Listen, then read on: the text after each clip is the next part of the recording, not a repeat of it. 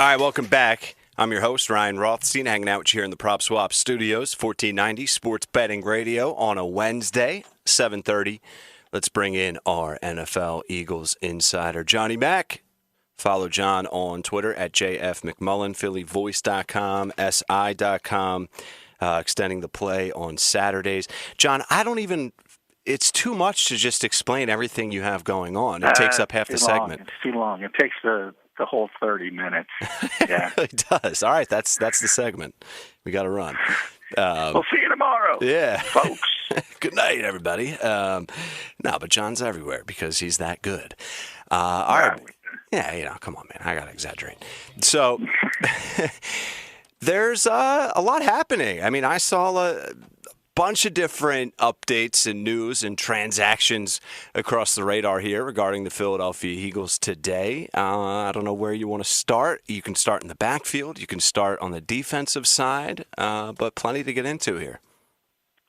Yeah, I think Howie Roseman's starting to button up things in preparation for the draft. I've always mentioned you want to make sure your roster has at least, some answer at each position so you don't have to wildly, reach for need when the draft comes. So Eagles made a couple moves. The biggest one would be Eric Wilson. A lot of people, including myself, put 2 and 2 together early in the process. That he would be a natural fit because he's from Minnesota. Nick Rollis was the assistant position coach there. He's now the linebackers coach here. So he's very familiar with them. Jonathan Gannon obviously was in Minnesota as well. So he's familiar with them. And I think it just came down to the fact, he had a big year statistically because he got to play when Anthony Barr got hurt, I think in week 2. So he essentially played the whole season. He played 1,000 snaps. And he put up numbers, man. He's one of 2 linebackers that had 3 sacks and 3 interceptions. So a little bit splashy. I think, over the cap projected he'd make about $7 or $8 million on the open market. And I said, wow, I don't see that. Because, NFL teams are going to throw on the film and say, okay, it's all that good stuff, but, man, he can't stop the run. He can't hold up run support. And I think that's what happened. And he got $3.25 million. So it depends, what you want. The Eagles are going to be a lot better in coverage at linebacker, a lot better as a blitzer. But, man, he can't defend the run. So it is what it is, I guess. Yeah, so what does that mean for how the depth chart fills out at the position for linebacker? Well, as of right now, I think you would look at in the base, and remember, the base really isn't the base anymore. And by that, I mean in the 4-3, you're probably playing 3 linebackers maybe 25% of the time. So the real base defense is the nickel, and you have 2 3-down linebackers. I expect those 2 3-down linebackers to be Eric Wilson and Alex Singleton. Then you would have T.J. Edwards as the Mike in the 4-3 base. So I do think he'll be a 3-down linebacker for this team. And that's all dependent on what happens in the draft. Well, and that's what I was saying with Howie Roseman buttoning things up, and that includes Jordan Howard in the backfield. You at least have options now at a linebacker, running back, so you don't have to, if you're sitting there day 3 and you said, I haven't got a running back, I got to get a running back, I got to make a move, or I got to get a linebacker. You don't want to be in that position, and I think the last domino is corner. They got to do something at corner before the draft as well. It'll be one of these 1-year prove-it deals like these were with Wilson and Howard. So both moves make sense, but as I said, the Wilson one is far splashier. That's probably going to be a starting player for them and a guy who plays a lot, and he'll do some good things. I think fans will be excited because he'll make some splash plays. But then they're going to get upset when, somebody's rumbling through the middle for 20 yards. Yeah. Oh, they're going to get upset either way. All right, so linebacker updates, but quarterback, man, the quarterback room isn't going to be the same. Obviously, The unstoppable Nate Studfeld. Now he's going to be unstoppable for the San Francisco 49ers. Boy, the 49ers have been trying to get a backup quarterback. And it's interesting because, I thought they had a good backup quarterback situation. I really did. I don't think they had a good starting quarterback situation. But if you think about it, Nick Mullins and TJ Beathard, I'm not saying they're great by any stretch of the imagination, but it's just weird. Who has great backup quarterbacks? I mean, those guys each got to play at times and each played well at times.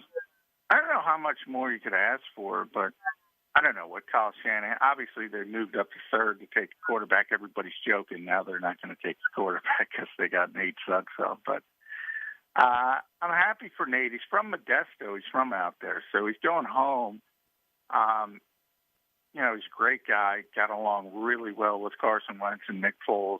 Was a great fit in the locker room. But he's a third string quarterback, and he'll get an opportunity to be a third string quarterback in San Francisco.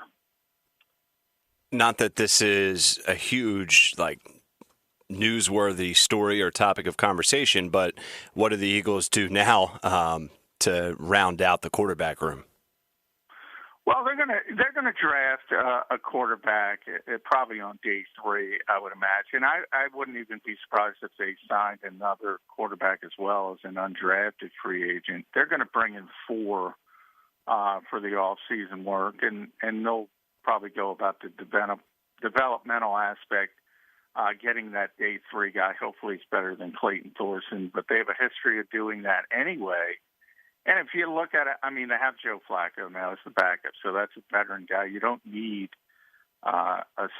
in theory, you don't need a stabilizing presence, so you can afford to have a rookie developmental guy. And, whether it's Sam Ehlinger from Texas, people have speculated Ian Book from Notre Dame, somebody like that, KJ Costello, who was at Stanford and finished up in the SEC. So I think they'll add somebody like that in the third day of the draft. Remember, they have 11 picks, so they can afford to do those things now.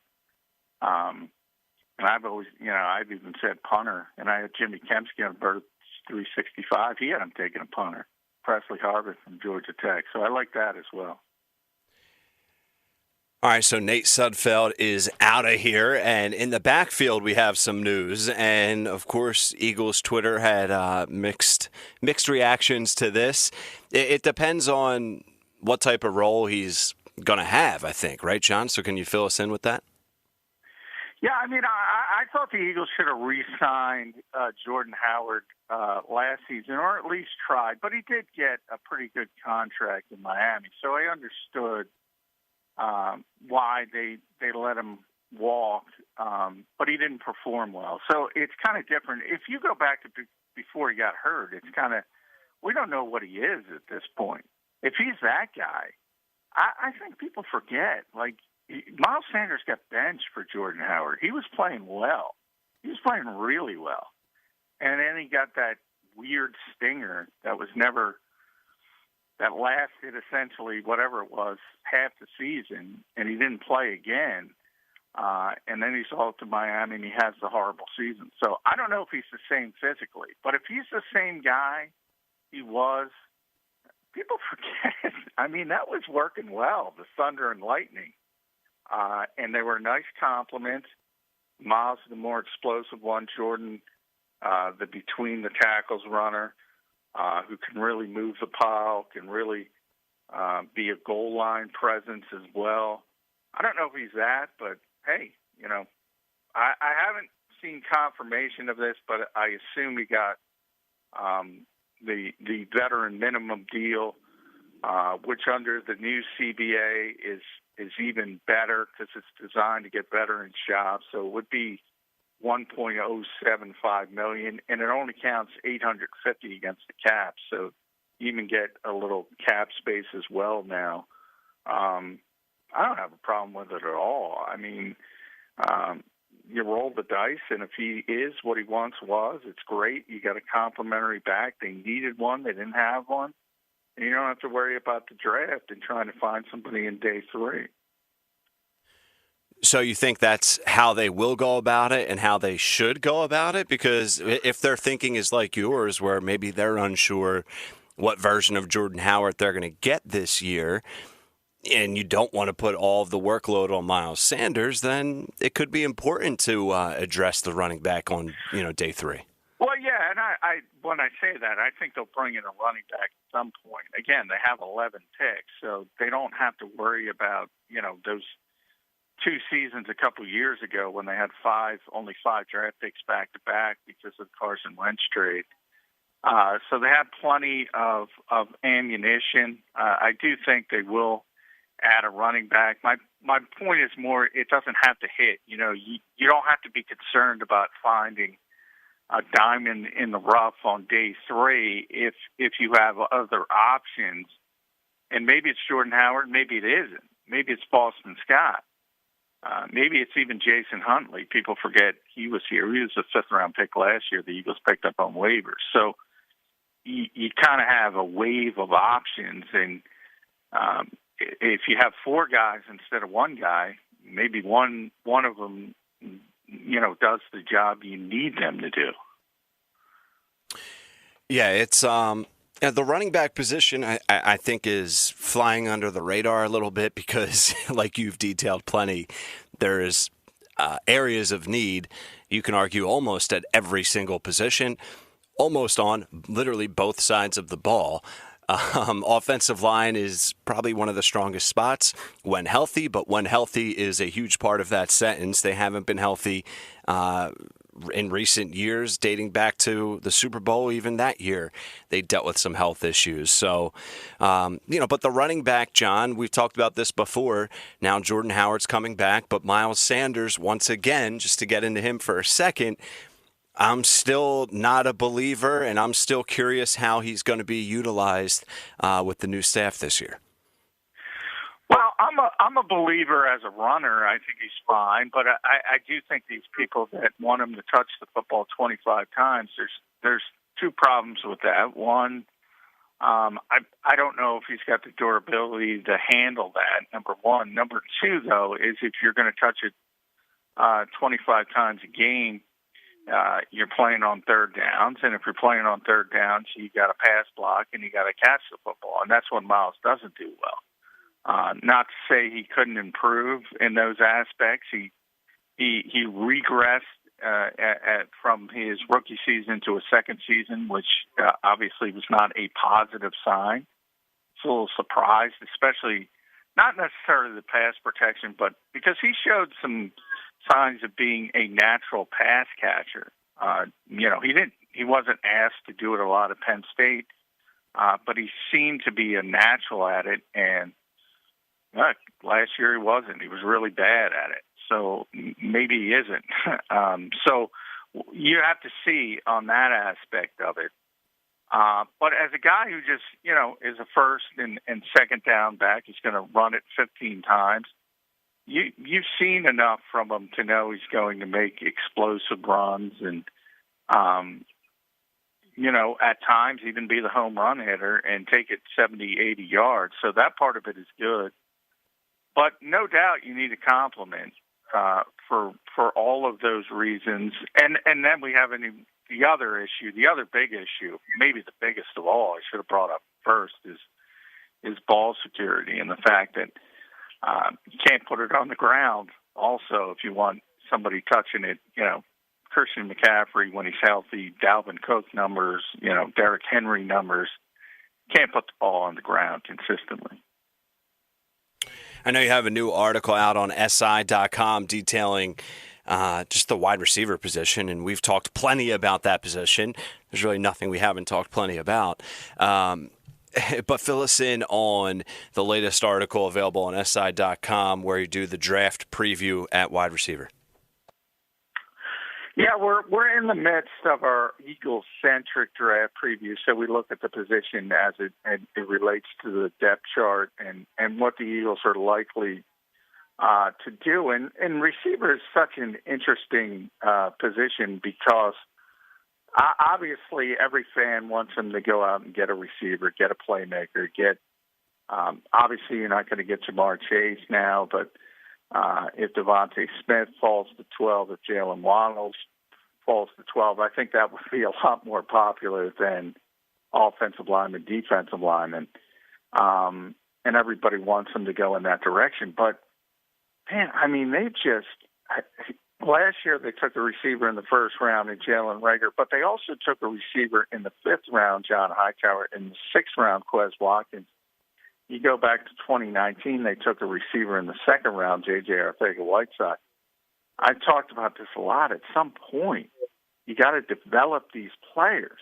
And I talk about it all the time. The draft is not, to me, too many fans look at it and say, you hand in the card, and that player's either good or he's not good.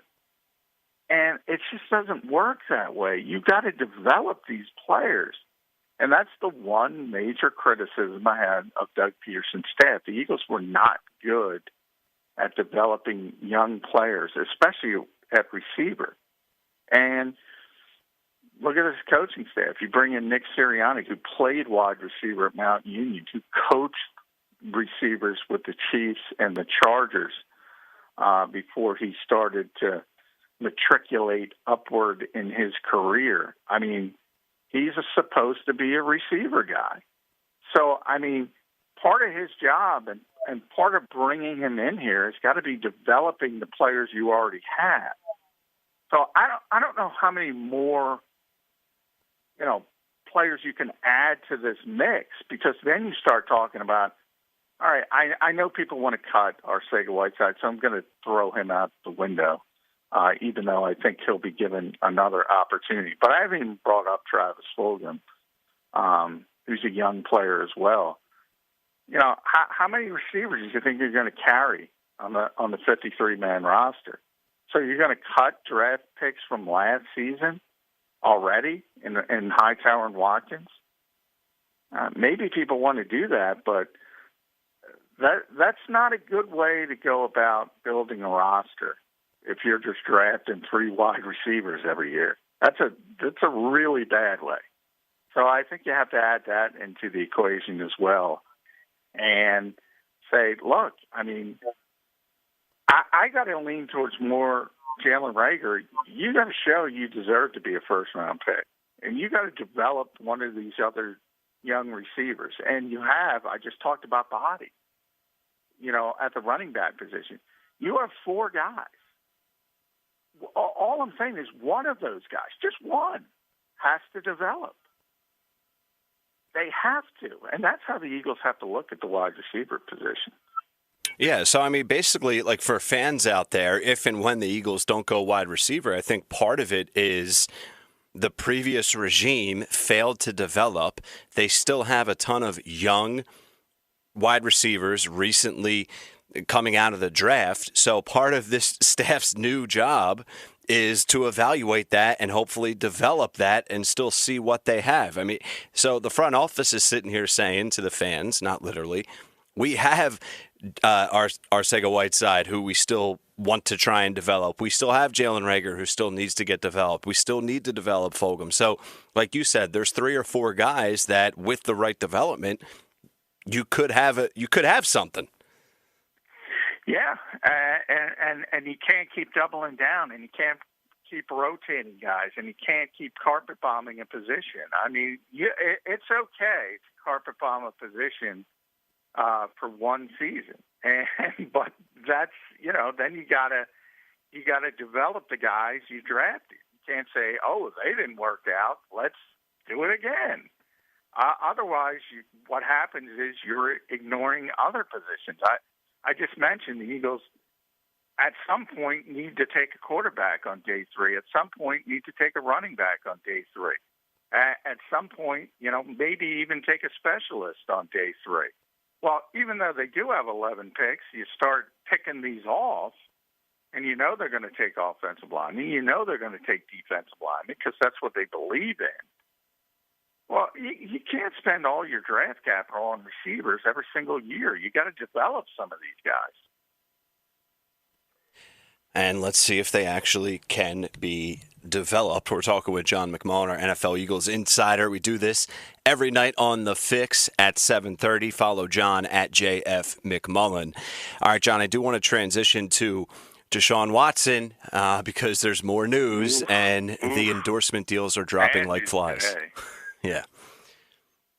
Anytime your sponsors start to bail, you know there's some issues, and it becomes more difficult in today. Yeah, I mean, you've seen it. In a higher profile setting, I mean, you saw Major League Baseball bail out of Georgia, because people are being very vocal about their criticism of new voter ID laws. That's where we are in the world as far as companies having rabbit ears. And certainly, to be honest, I'm surprised it took this long when you have 22 different accusations that all find a parallel. And you can make fun of the lawyer and, Tony Busby, and certainly I've been in that camp. I mean, he's clearly a guy who enjoys publicity, but bottom line is it's even if you have a conspiracy, it's difficult to get that many people to be on the same page with the same accusation. And, oh, by the way, they all had appointments, which Deshaun Watson's side even acknowledges. So, yeah, Nike bailed, Beats by Dre bailed. There was another one. After the three, I saw bailed. I think Reliant Energy, which is, the name of the stadium, although I don't keep up with names of stadiums. They change them so often. At one point, is that what it's still called in Houston? It used to be called Reliant. Yeah, we have to – I know it. Yeah, I know for a fact at one point it was, but it could have changed twice during our conversation here tonight. I know. That's what I it's NRG Stadium, John. It was called that. Yeah. So, I mean, all these sponsors are bailing on Deshaun Watson, and look, that's never a good sign. And forget about the money aspect of it. Obviously, Deshaun Watson makes enough money that he'll be able to survive that, but it's evident. The one thing that's evident 100%, he's never playing for the Houston Texans again. The only question is he playing in the NFL again? And I said at this point, it's way too early to tell. I think best case scenario, as I said, would be the Ezekiel Elliott penalty, which was a 6-game suspension. The worst case scenario is really bad. He's going to jail. And in between is probably it's going to be on the commissioner's exempt list for maybe even a whole season while this unfurls itself, because there's a lot of legal hurdles that have to be overcome before either Deshaun Watson is cleared or sort of convicted, even in the civil world, in the court of public opinion, so to speak. Here's something that I don't really understand. The Houston Texans don't have to wait for Roger Goodell to make a decision. And correct me if I'm wrong here. If they weren't trying to get rid of him before all this came out, would the Houston Texans have not already punished, so to speak, Deshaun Watson? The fact that they haven't is, I think it's more alarming that the NFL hasn't yet. I mean, if you're the team, this is bad news. This is not good for business. I know you're trying to trade him, but don't you think they should have already punished him? I understand the business side of it, but the perception, I feel like, is not being talked about enough. Yeah, no, I've heard that a lot. And, yeah, technically a team could suspend a player. They don't need approval from the NFL to use conduct detrimental to the team. Nobody ever does it, though. So, I mean, it's easy to say that. And let's be honest. I mean, teams use that as a shield. They say, well, we'll let the NFL and we'll abide by what they say. And that's, hey, people wonder why. I say this, I've written it extensively over the years. people wondered why Roger Goodell made $50 million before the pandemic. This is why. This is exactly the reason why.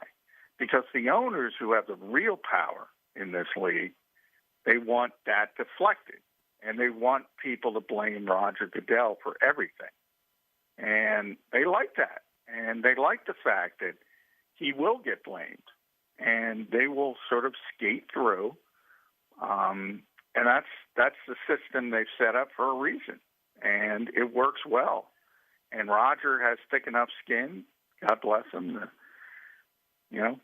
take that $50 million and say, I'll take the hits. Although he takes less now because of the pandemic. Yeah. He sacrificed a lot there, cutting that paycheck down from $50 million to $48. But I digress. John McMullen, ladies and gentlemen, every night, 7:30, our NFL Eagles Insider. Follow him, like I said, on Twitter at JFMcMullen, PhillyVoice.com, SI.com, Birds365, Monday to Friday, 8 a.m. to 10 a.m., extending the play, 10 a.m. to 11 a.m. on Saturdays. You can't avoid them, and you shouldn't even try. I think everybody's trying to it, but, I can't. Yeah. You look around the corner, I'll be there. John, is there any chance we have like a minute or two? I heard some crazy hot take today that Justin Fields could go number one. Your thoughts to that silliness? Insanity? Yeah. I imagine, I didn't see it. I don't know who it was, but I'm sure they're going the Ohio State route. Well, Urban Meyer used to be in Ohio State. He knows people. I assume that. No. The only reason Urban Meyer came to the NFL is because he knew he was getting the best quarterback prospect since Andrew Luck, and some people say since John Elway. So, no. I'm going to go 100.7% Trevor Lawrence is going to the Jacksonville Jaguars. I was thinking 100.7% as well. So we're on the same page there. All right, John, I appreciate it, man. We'll do it again tomorrow. Masters getting underway tomorrow, John. Get fired up. Yeah, a little depressing, no Tiger. But that's what happens. Hopefully, you're driving 88 and what was it, 45? That was the breaking news today. Tiger was driving fast in a deadly crash. I mean, I'm not joking about the deadly part, but sort of obvious, was it not? Yeah, a little bit. So it's always, golf's always a little bit more exciting when Tiger's in it on the final day. But absolutely, that's not going to be happening for a long time, if ever. Yeah, no, it's the Tiger effect is real. I talked a little bit about that to start the show. All right, man, get out of here. Appreciate it. There he is, Johnny Mac. I'm going to miss Tiger, dude. Like, I always want him in play. Even if he doesn't make the damn cut, I don't care. If I get 2 days of him, I'm happy. It just injected into my veins. All right, let's get to a break. 1 hour down just like that. When we come back, Luke and I are going to dive into that Masters tournament starting tomorrow. Best bets, value bets, we'll get back into that. Look at maybe some futures market stuff with the NBA. Have some fun. Hour number 2 coming your way next. Live in the Prop Swap Studios, AM 1490, Sports Betting Radio.